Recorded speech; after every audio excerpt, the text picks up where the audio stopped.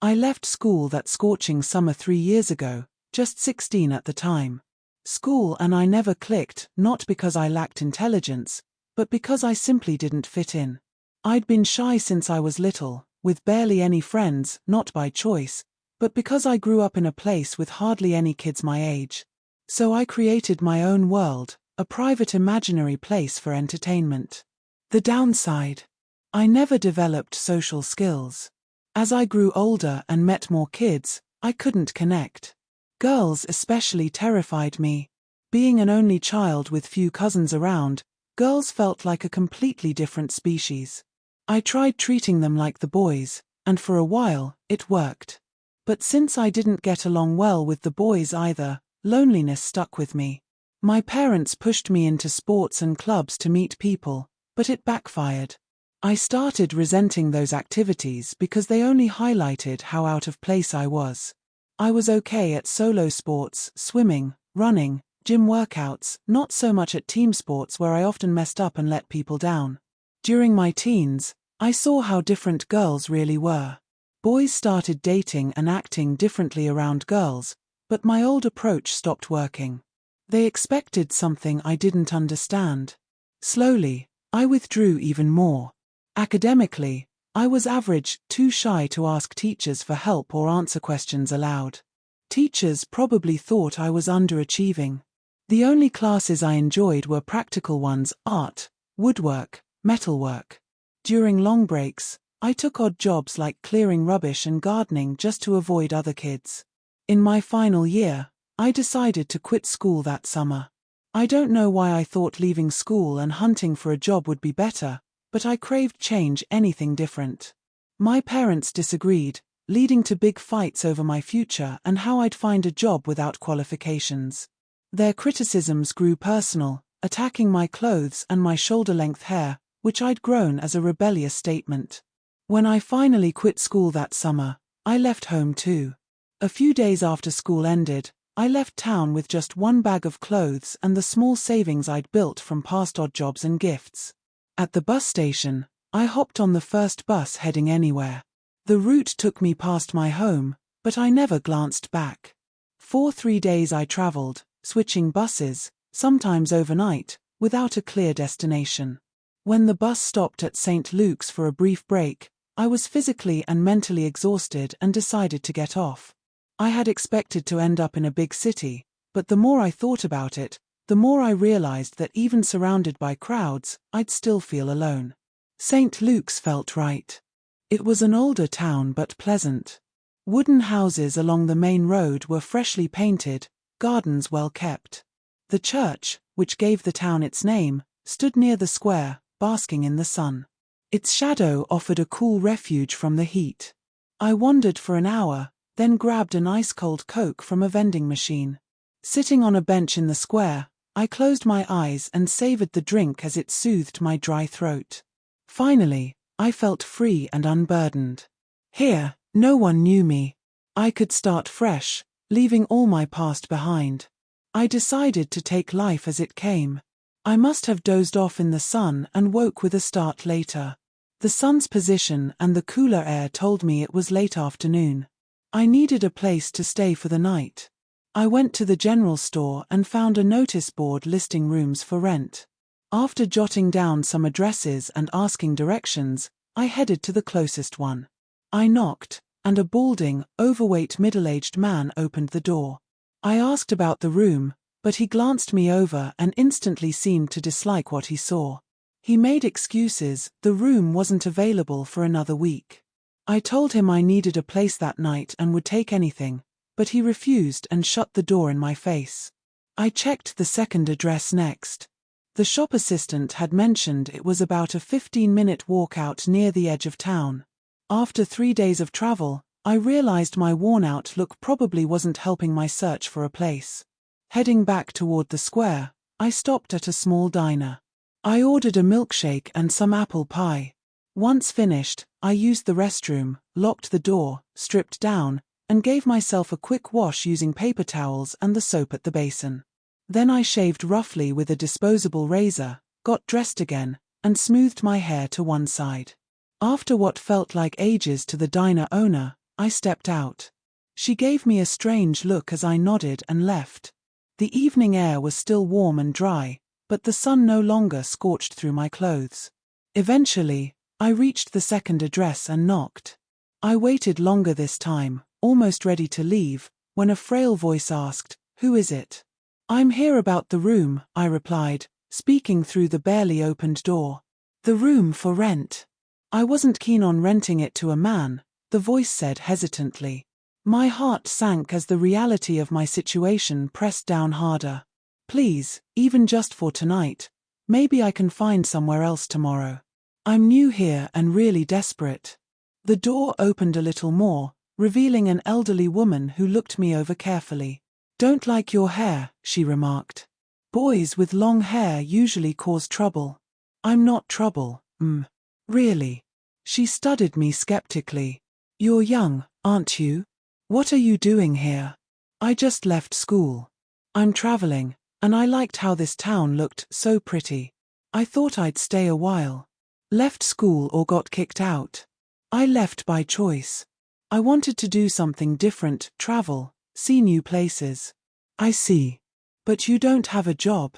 How will you pay rent?" "I do have money, See." I opened my wallet. "Did you steal it?" she asked sharply. "No, I'm honest. Here's my ID. This money's from jobs I've done." She looked at my ID, then back at me. "Well, you seem polite enough. Come in for coffee, and we can talk. If I like you, I'll show you the room." Grateful, I stepped inside. The house was large, bright, and simply furnished. She led me to the living room where I sat in an armchair as she prepared coffee. She returned minutes later with a steaming pot and a plate of homemade cookies. "You look hungry," she smiled. I quickly ate a couple, they were delicious. "Go on, have some more," she urged, laughing, just like my grandchildren. We talked for about an hour. She asked where I was from, about my hometown, school, friends, and family. She shared about herself. She and her daughter lived here and had a spare room to rent. She also had a son who moved out after marriage and 2 grandchildren she proudly showed me photos of. I wondered if my parents would ever feel that proud of me. Her daughter looked to be in her late 20s or early 30s in the photo, attractive, with dark shoulder-length hair and delicate lips. When I asked where she was, the woman said her daughter worked late at a local hair salon. Finally, the woman said she liked me. She'd show me the room and let me stay for the night, but any longer would depend on her daughter's approval. I was just happy for one night and agreed. The room was small but tidy, furnished with a single bed, a wardrobe, chest of drawers, and a vanity. A sash window at the back offered a view of a large garden. "Is it okay?" she asked. "It's great," I replied. "I'll take it." I paid a week's rent as a deposit plus 1 week in advance. She insisted she'd refund all but one night's rent the next day if her daughter didn't agree to let me stay longer. After she left, I collapsed onto the bed and stretched out. Later, a soft knock woke me. "Hang on a minute," I murmured, rubbing my eyes and opening the door. A younger woman stood there. "Hi, I'm Megan. My mother's been telling me about you. Hope I didn't wake you, sorry." "No, it's fine. We're having dinner and wondered if you'd like to join us." "That's kind of you, thanks. I'll come down." I smoothed my hair, stretched, and left the room. "By the way, I'm Noah," I said, offering my hand. She shook it and smiled. "I know, my mother told me." Walking downstairs, Megan resembled her photo, about 5 feet 5 inches, similar to me, slender. Her shoulder-length hair was styled to one side with loose curls at the back, a dark auburn that caught the light. Her mother greeted me again, and I was seated at the dinner table. Megan sat beside me as her mother served roast dinner. We ate and talked. "Your mother said you just left school. Why did you come here?" Megan asked. To be honest, I just wanted to see somewhere new, somewhere different from where I'd always lived. I hopped on a bus and have been traveling for 3 days and nights. When we stopped here earlier, it just felt like the right moment to get off. That's quite a philosophy, getting off because it felt right. Do you usually follow your instincts like that? I blushed. Not really, but that's what this trip is about for me, a fresh start. Trying to find a place where I can actually feel happy. Megan asked, so what's your plan here? Are you going to stay for a while or just drift again? Probably move on when the urge hits me. I don't know when, or even if. But first, I need to find some kind of job. Do you have any skills? Nothing formal, since I just left school.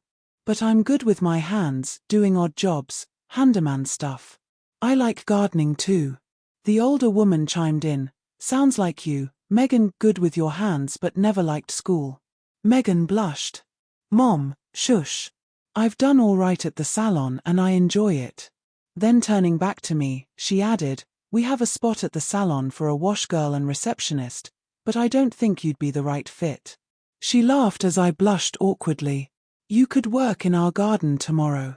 Mom finds it tough now, and I never have time to keep it up. If you tidy it, clear weeds, mow the lawn, fix the fence, that could count as a day's rent. I'll also ask salon customers if anyone needs odd jobs. You might want to put a card up at Johnson's. That's the general store by the square, right? I asked. Megan nodded. That's where I got this address. There was a pause, then I realized what she meant. So you don't mind if I stay after tonight? No, we'll see how it goes. You seem like a decent kid. But one tip, get a haircut. People here are pretty conservative. They might hire you, but if you look scruffy, they could change their minds. Long hair on boys doesn't go over well here. If you want, I could fit you in at the salon tomorrow before opening. Thanks, but I think I'll pass for now. I've grown attached to my hair after a year of fighting with my parents over it. If I don't stay long, I'd regret cutting it. Maybe if work's scarce, I'll take you up on it. You're cool. Just trying to help. Maybe it means this town's finally moving into the 20th century, she joked. The next morning, Megan was already at work when I woke. After her mother served me breakfast, I headed back into town and walked into the general store. Can I help you? The shopkeeper asked. Yes, I'd like to put an ad in your window. He handed me a card and pen. I wrote, odd job man available now. No job too big or small. Willing to work indoors and outdoors. Hard worker. Rates negotiable. Please call, and added the phone number Megan gave me. I paid for a week's display. The man glanced at the card and me with a sneer before placing it in the window. I stood outside, rereading the ad, pleased, then returned to the house. As I wandered through town, I spotted the salon where Megan worked, country look, hair for men and women. It sat among other shops, its large window covered with a net curtain blocking the view inside. I paced back and forth a few times, peering through the curtain, feeling a bit silly but unnoticed. Inside, I saw Megan and another woman busy at work. The salon looked old-fashioned, like the one my mother used to visit, chairs lined up before a big mirror where stylists worked, hood dryers against the opposite wall, and wash basins at the back. Near the window, someone sat waiting. Despite the men and women sign, I got the impression few men came except for quick trims. The salon wasn't ultra-modern, probably because St. Luke's didn't demand it. By 11 a.m., I was back at the house and started working in the garden as planned. The hot summer day made me sweat as I pulled weeds. By 1 p.m., the beds were cleared, and Megan's mother brought me a sandwich and milk. I ate outside, soaking up the sun, then went back to work, determined to repay their kindness. After 4 more hours, Megan came home from work. Wow, she said, you really have been busy. It looks so much better. Thanks, I said. Hey, would you like to walk back into town this evening? I could show you around a bit, and we could grab a bite at the local diner. It's not Mum's cooking, but it's decent. Are you sure you don't mind? No, it's fine, Megan replied. But you'd better freshen up first. I agreed and headed upstairs for a shower and to change. About half an hour later, Megan and I set off toward the town center. Along the way, she pointed out various sites and buildings, sharing little stories about the people who lived there. We reached the diner around 7:30 and enjoyed a pleasant meal. I was starving after a day of hard work, while Megan opted for a light meal with dessert. "Gotta watch my figure," she joked, lightly tapping her stomach and laughing. I told her she looked fine, but she said women are never truly satisfied with their shape. After our meal, we had some coffee, then suddenly she said, "Oh gosh, I almost forgot I've got you a job for the next few days." "Really? Where?" I asked eagerly. "It's at a large house about 2.5 miles from here, on the outskirts to the northwest. Owned by Mrs. Catherine. She was at the salon today, not my client, but Rachel did her hair. I asked around the salon if anyone needed help, and Mrs. Catherine seemed interested. She mentioned having quite a few jobs you could do, probably lasting a few days." "That's great news. It'll give more people a chance to see my ad at the shop." "Thanks, Megan, for asking." "No problem. If you do as good a job for her as you did with our garden, I'm sure she'll recommend you. Word of mouth from locals is the best way to get work." Megan sketched me a map on a napkin. "She's expecting you around 10 tomorrow morning. It'll take about 30 minutes to walk. If you want, there's a bike in the potting shed. It's mine, technically a girl's bike, but you can use it." "No thanks, I can manage the walk." "But what's Mrs. Catherine like?" "She seems nice, always chats with me and Rachel at the salon. She lives alone, her husband passed 3 years ago. He was a wealthy businessman, owned some retail business, though I'm not sure what kind. After he passed, she sold the business and retired on the proceeds. She's involved in some charity work and writes articles for magazines, though irregularly. She doesn't come to town often but isn't a recluse. She does quite a bit for the community and hosts occasional garden parties, afternoon teas for the local women and such. She always comes to the salon Tuesday mornings, never looks anything less than perfect. You'll see what I mean tomorrow." Megan looked at me seriously. "I just hope she doesn't mind your long hair." I felt a twinge of disappointment hearing that again, just after the good news. "Come on, Megan, you said she sounded keen. If she needs help, I'm sure she'll give me a chance." As I said, Noah, folks around here are pretty conservative with strict ideas. Given her appearance and status, Mrs. Catherine is probably no different, maybe even stricter than most. "Okay, Megan, here's a deal. If Mrs. Catherine shuts the door on me tomorrow just because of my hair, I'll let you cut it." "Deal." "Deal," she smiled. The next morning, I left promptly at 9:30 and followed Megan's map. Though drawn from memory, it was detailed and accurate, marking key landmarks, showing how well she knew the town. I envied Megan's settled life, happy to stay put, while she envied my freedom to leave anytime. I arrived at Mrs. Catherine's house just before 10. It was grander than I'd imagined, perched atop a hill on private grounds.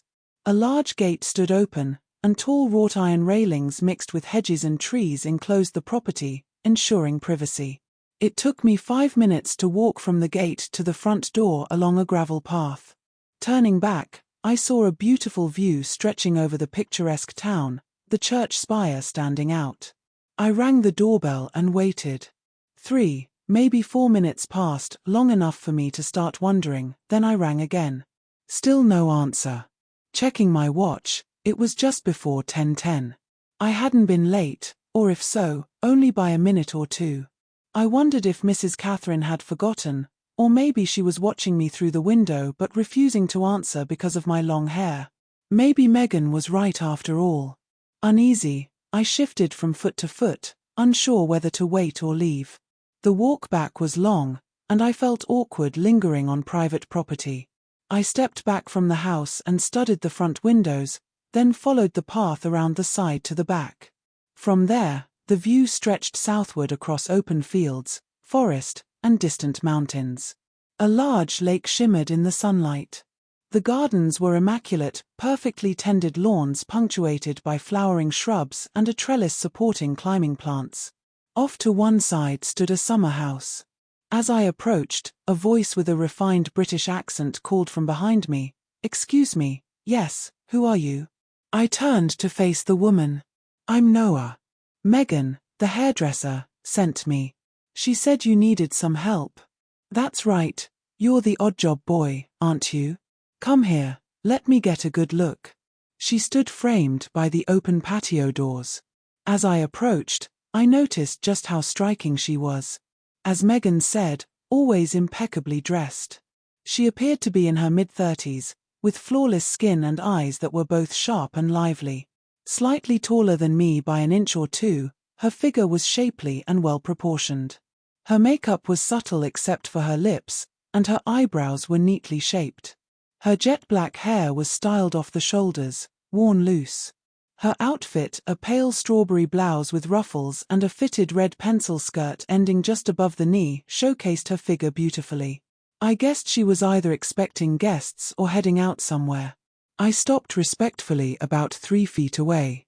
She circled me twice, silently inspecting as if I were on parade. I grew uneasy until she finally said, "You'll do. Come inside, and we'll discuss your duties over some coffee, if you like." I nodded eagerly and followed her into the living room and then the kitchen. She invited me to sit at the table and placed a pot of fresh hot coffee along with 2 cups and saucers before me. Carefully, she poured the coffee without spilling a drop. "Cream, milk, or sugar?" "Milk and 1 sugar, please." She fetched milk from the fridge, pouring it into a small china jug, then set it and a sugar bowl on the table before sitting opposite me. "So, Noah, tell me exactly what you can do." Megan was a bit vague about your skills. Her voice had soft pauses, a woman unhurried and confident. "Well, I'm good with my hands. I did some gardening for Megan yesterday, and she seemed happy with it. If you've got anything that needs fixing, anything really odd jobs, I'm your man." I answered nervously. "I see. Well, I do have a number of tasks for you. I need some work done in the garden. My regular gardener is off with a back injury and might be out for weeks. If you do well, I might hire you regularly for the time being. There are other jobs too, but we'll get to those later. I'm quite particular, no slacking, and I expect neatness. Finished your coffee? I'll show you what needs doing." She stood, and I followed her outside. We toured the garden together. The front and back gardens flowed into one another around the house. She explained she wanted a rockery built near the summer house, the lawn tended, and the planting beds weeded. The gravel path needed de-weeding and litter picked up. I was also to paint the picket fence at the back, the wooden summer house, and handle general repairs. All materials were stored in a shed on the blind side of the house. With that, she left me to begin. Surveying the tasks, I realized it would take 2 or 3 days to finish. I decided to start with the hardest job first, the rockery. The rocks and tools were neatly gathered in the storage shed. Since the gardener had been injured before starting, it was all ready for me. I found a wheelbarrow to move the stones from the shed to the spot she specified and began transferring materials. Fueled by enthusiasm, I made quick progress at first. But as the sun climbed higher, beating down relentlessly, sweat poured and fatigue crept in. I noticed Mrs. Catherine had returned and was seated on the patio, intermittently reading magazines and watching me work. She never approached but seemed content observing from afar. Her presence pushed me to keep a steady pace. I didn't want to appear lazy. After an hour in the heat, I paused to stretch my back, easing the tension in my muscles. My hair was damp and matted with sweat, so I pushed it back from my face. My t-shirt clung damply to my skin. I thought about working shirtless but figured the prim Mrs. Catherine might disapprove. After resting, I resumed digging and placing larger rocks. The sun's heat intensified again, and bending down repeatedly meant constantly brushing hair from my eyes. Around 12:30, Mrs. Catherine approached and inspected my work. I turned to face the woman. "I'm Noah.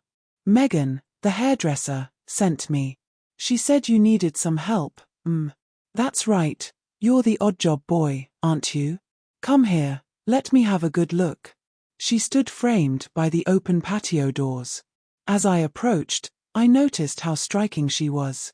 Always impeccably dressed, just as Megan said. She looked to be in her mid-30s with flawless skin and eyes that shone with both sharpness and warmth. Slightly taller than me by a couple of inches, her figure was shapely and well-defined. Her makeup was minimal except for her lips, and her eyebrows were perfectly shaped. Her jet-black hair was styled off the shoulders, loose and elegant. She wore a pale strawberry blouse with delicate ruffles and a fitted red pencil skirt that ended a few inches above her knees. It was clear she took great care in her appearance, either expecting guests or going out. I stopped a respectful 3 feet away. She circled me twice silently, like inspecting a parade, making me feel uneasy. Finally, she said, "You'll do. Come inside, and we'll discuss your duties over some coffee if you like." I nodded eagerly and followed her into the living room and then the kitchen. She invited me to sit at the table and placed a pot of freshly brewed coffee along with 2 cups and saucers. Carefully pouring the coffee without a spill, she asked, "Cream, milk, or sugar?" "Milk and 1 sugar, please." She fetched milk from the fridge, poured it into a small china jug, and set it with a sugar bowl on the table.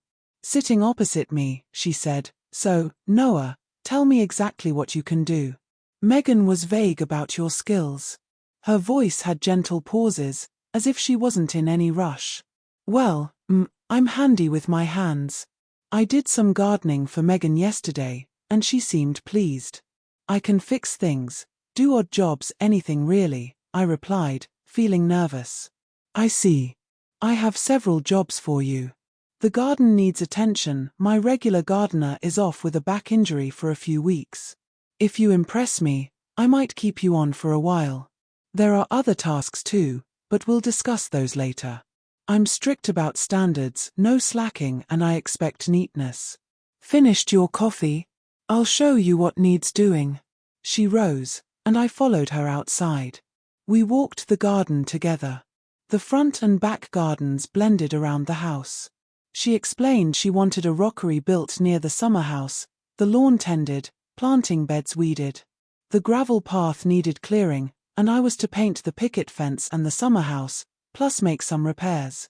All materials were in a shed nearby. Then she left me to start. Surveying the tasks, I realized it would take 2 or 3 days. I chose to start with the hardest, the rockery. The stones and tools were ready in the shed. I found a wheelbarrow and began moving the heavy rocks. Energized, I made good progress at first, but as the sun climbed, the heat grew intense. Sweat drenched me, and fatigue set in. Mrs. Catherine returned, sitting on the patio reading magazines and watching me work. She never approached, but her presence made me work steadily. I didn't want to seem lazy. After an hour, I paused to stretch my back. My hair was damp and tangled from sweat, so I pushed it back. My t-shirt clung to me. I considered working shirtless but guessed she'd disapprove. I resumed digging and placing rocks. Bending constantly, I brushed hair from my face. Around 12:30, she came over to inspect my progress. "My hair, all tied up like this, it feels too feminine. I look silly." "You're being silly," she said with a gentle correction. "Why do you think it's too feminine?" "Well, guys don't usually wear their hair like this." "I mean, I don't see the problem," she insisted. "It's just us here. No one else will see, and besides, some men do wear their hair like that." "I haven't seen any. It just feels self-conscious." "How do you keep it up like that?" "Oh, just an elastic bun net. It's so fine it's nearly invisible. No one notices. But like I said, it's only us. Don't be so silly, Noah. You'll feel much cooler with your hair like that."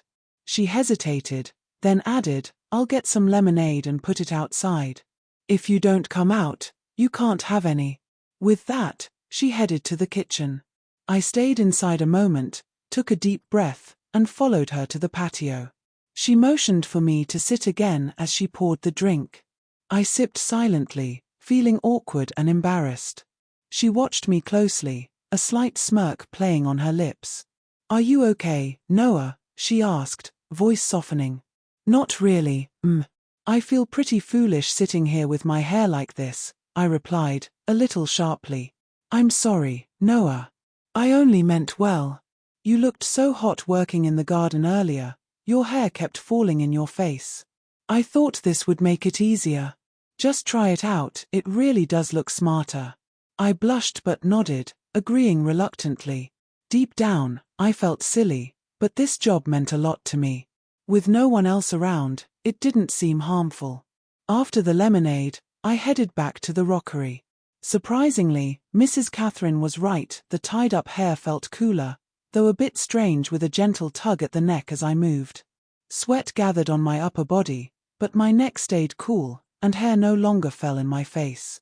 That helped me work more efficiently, even though the heat forced regular breaks.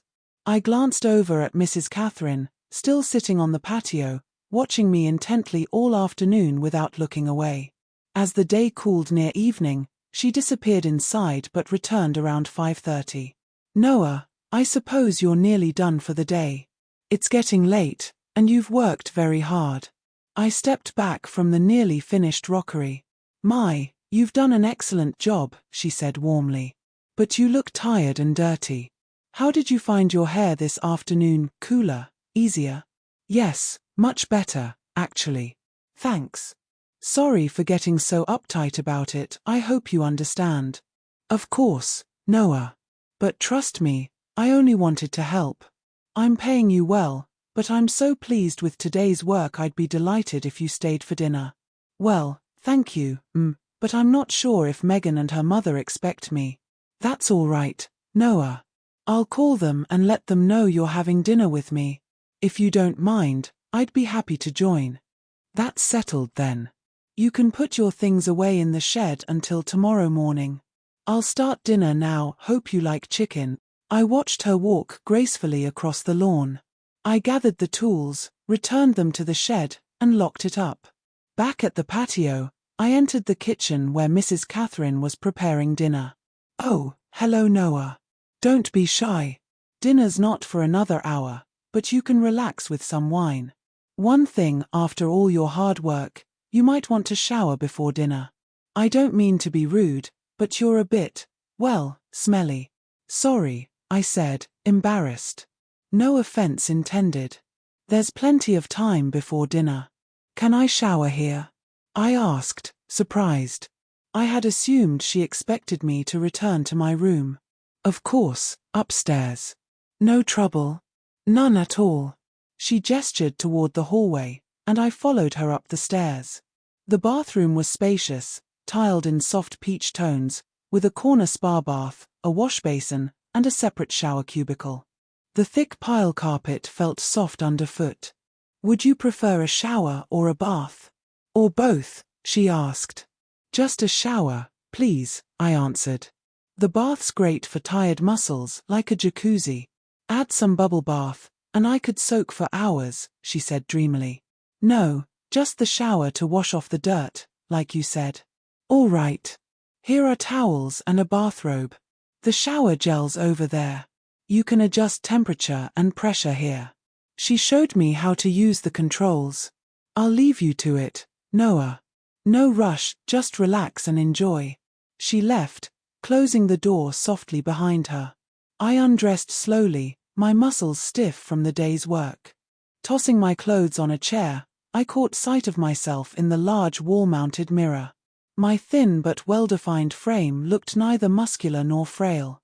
My hair was still tied back in the bun. Embarrassment flushed me again. I reached back, found the elastic net, and removed it, letting my hair fall in tangled waves over my shoulders. After fluffing it a little, I placed the hairnet on a shelf near the basin and stepped into the shower, closing the door behind me. The warm pulsating spray relaxed my body and mind.